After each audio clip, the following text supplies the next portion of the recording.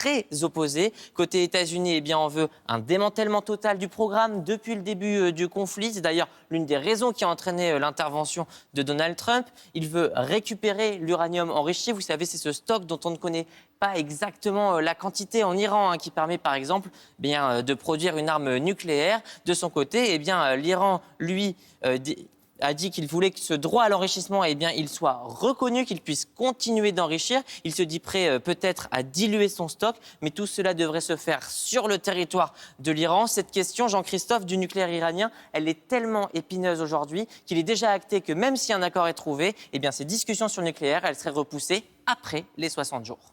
Merci, on y voit plus clair avec vous, Maxime Laurent. Merci pour ces informations. Sean School, Donald Trump, il n'y voit plus aucun inconvénient ? Oui, c'est une bonne question et comme vous l'avez expliqué, il y a des zones d'ombre qui persistent sur cet accord.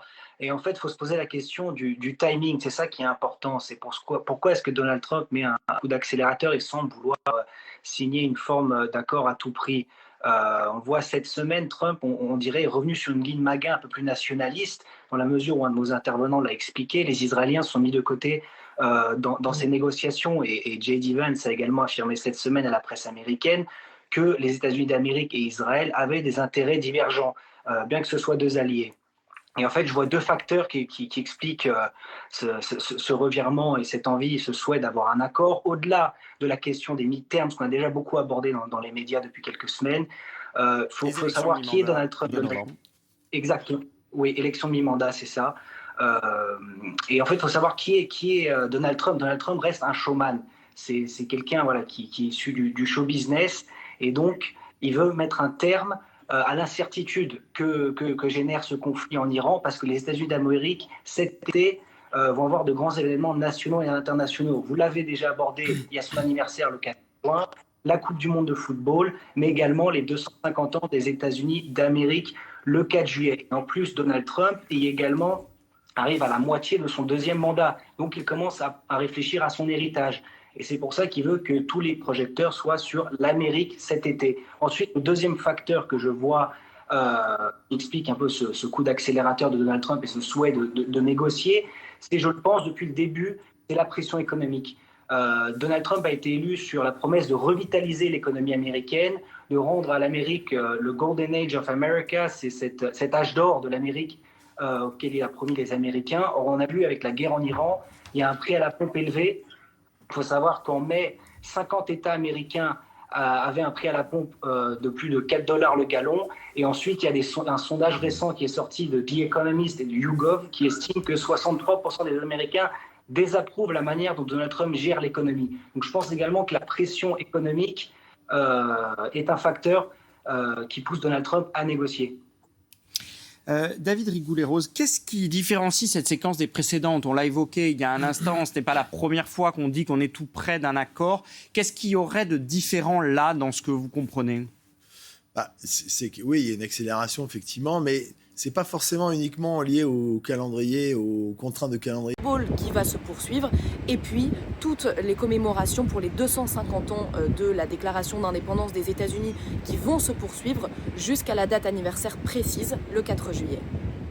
Ileana Bonas à Washington pour France Info.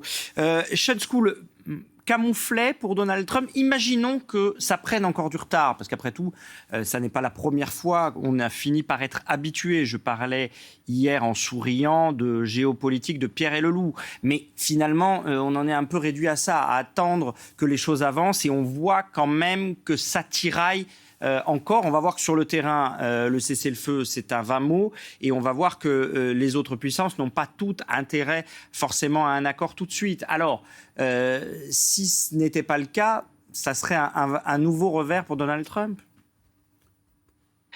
Oui, et votre tel illustre bien, et c'est comme nous l'avons abordé tout à l'heure, l'enjeu en fait ici, c'est le contrôle du narratif, tant bien pour Donald Trump que pour le régime des mollahs en Iran.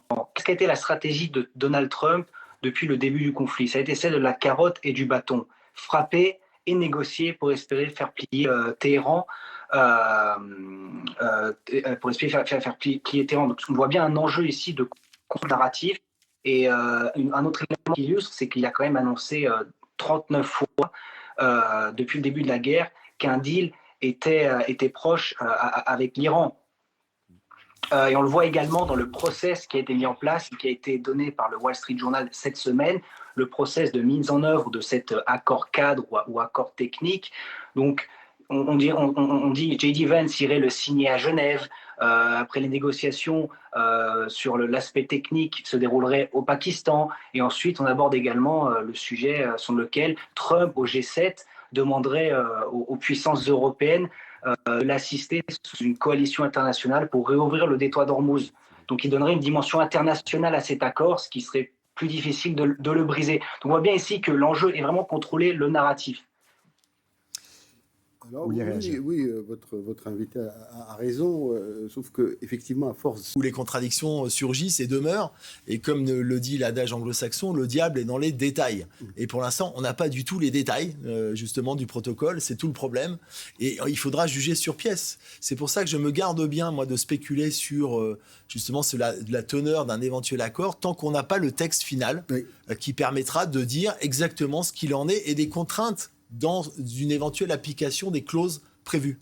Sean School, est-ce que vous avez le sentiment qu'aujourd'hui, finalement, c'est presque Israël qui deviendrait le principal facteur d'incertitude sur ces accords entre Washington et Téhéran?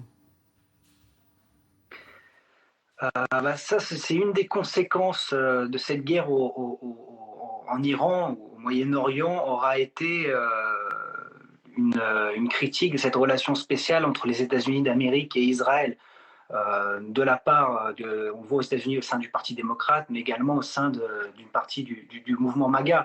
Et là, on pourrait se dire, et je reviens au propos de J.D. Vance de cette semaine, qui a affirmé à la presse américaine que les États-Unis d'Amérique et Israël n'ont pas toujours les mêmes intérêts, et que Benjamin Netanyahu doit le comprendre. Et on pourrait se demander si une des conséquences de cette guerre en Iran n'aurait pas été l'émergence d'un nouveau Moyen-Orient, avec l'Amérique et Israël qui sont rentrés dans cette guerre les mains dans la main, mais qui en ressortent divisés.